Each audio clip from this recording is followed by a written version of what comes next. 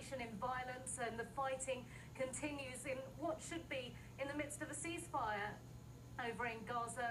Rockets being fired into Israel, artillery rounds, mortar rounds heading in towards Gaza.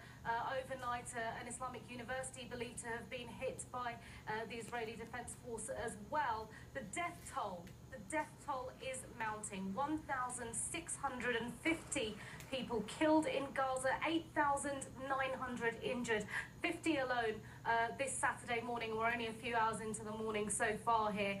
Of course, on the Israeli side, they have lost more soldiers than they ever have in any kind of battle or conflict with any militant forces. 61 soldiers killed, 3 civilians. Concern all around as this conflict continues to escalate, ceasefires being violated continually.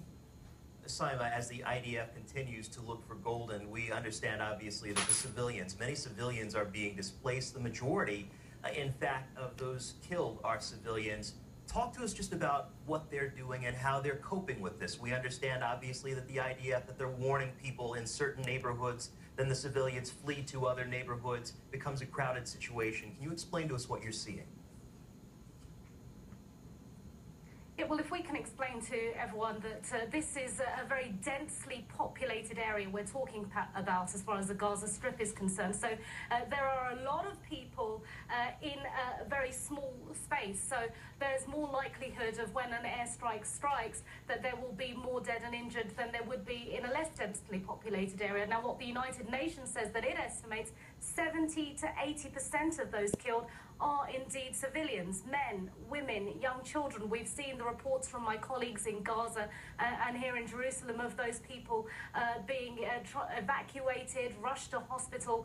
The Red Crescent spoke to me yesterday, said that, look, our priority in the ceasefire was to be to get those seriously injured out, perhaps over into Israel from Gaza to be treated, to get the treatment they simply can't get in Gaza. They're running low on medical supplies, or they don't have the equipment that they need to treat people. It is a desperate situation there. As Secretary of State John Kerry put it, the ceasefire, which was humanitarian, was meant to be so that people could get to the vital functions of life. We're talking about the basics: food, water. There is no electricity in Gaza. There hasn't been for 5 days now because of an Israeli strike on a power plant.